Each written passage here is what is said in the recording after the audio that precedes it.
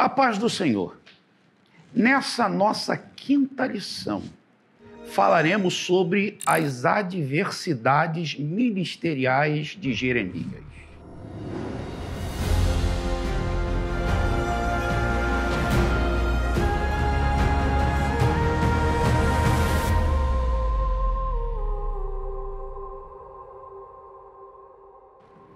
A partir da nossa quinta até a nossa sétima lição, estaremos tratando sobre algumas profecias referentes ao profeta Jeremias, ou aquele que Deus estabelece, que Deus levanta, que Deus põe. Não podemos esquecer que ele vai profetizar para o Reino do Sul. O Reino do Sul ainda não havia sido destruído pelo poderio babilônico, mas já está entrando dentro de uma circunstância que o levaria à sua destruição. E Deus levanta este profeta em um período ápice, que era o reinado de Josias, o último rei justo, que pela graça do Senhor e através da palavra promoveu o último avivamento neste período dos reis.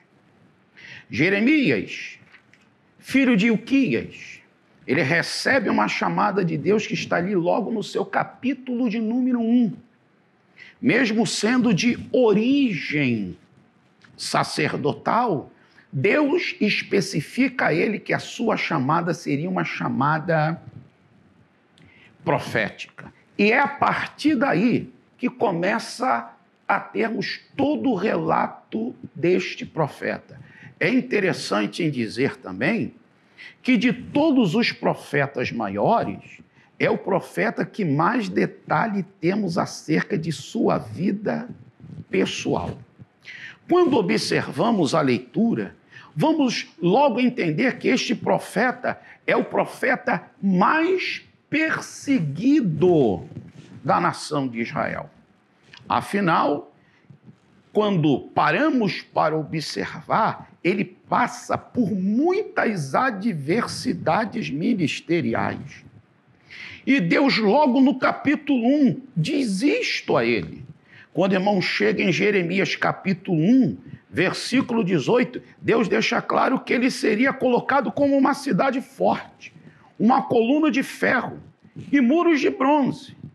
Mas ele passaria por perseguições em áreas como área política, religiosa, social e até familiar.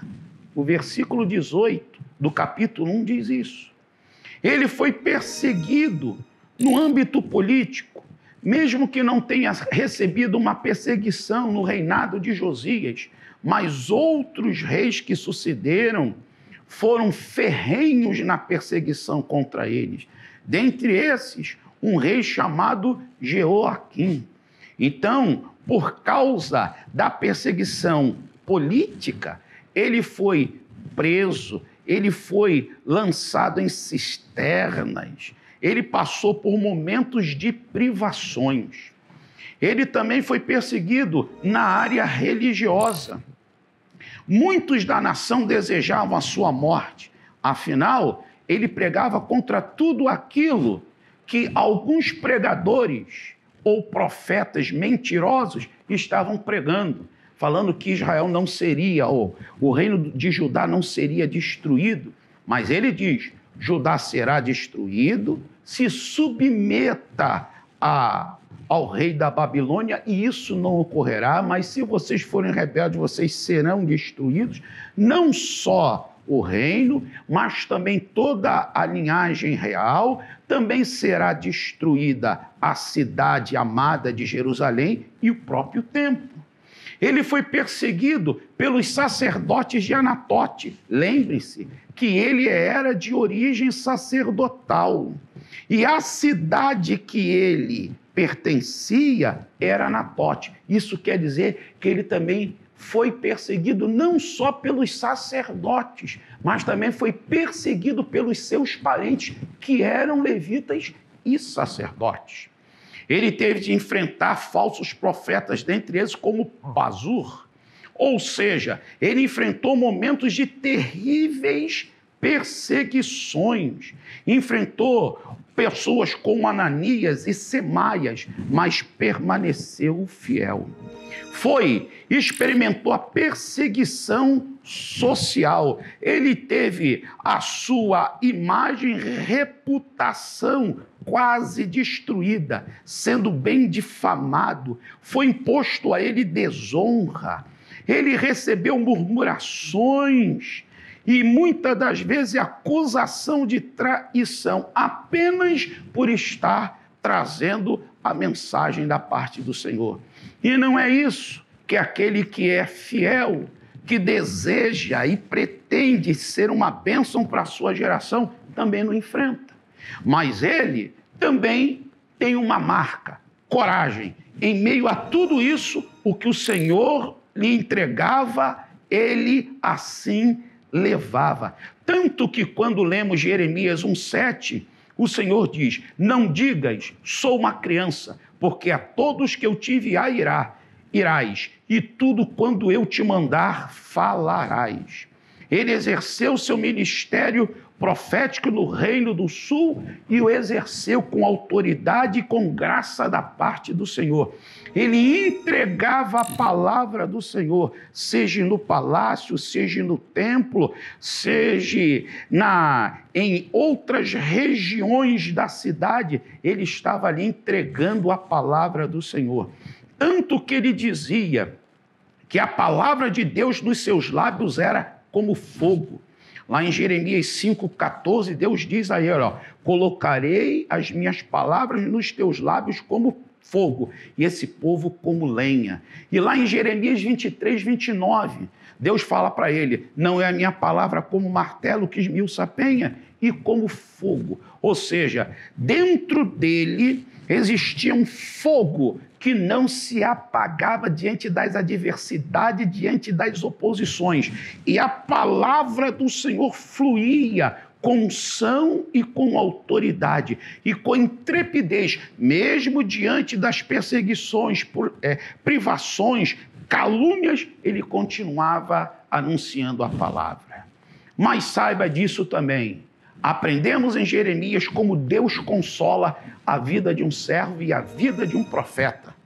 Deus é o consolador, Deus é aquele que consola os seus servos. Tanto que em Jeremias 20, versículo 11, Deus diz que ele era como um poderoso guerreiro para a vida desse profeta. Que Jeremias teria o consolo da parte do Senhor. Deus consola, anima, fortalece, dá graça àquele que lhe é fiel. Então, Deus é a fonte do consolo. A palavra de Deus é a nossa fonte de consolo.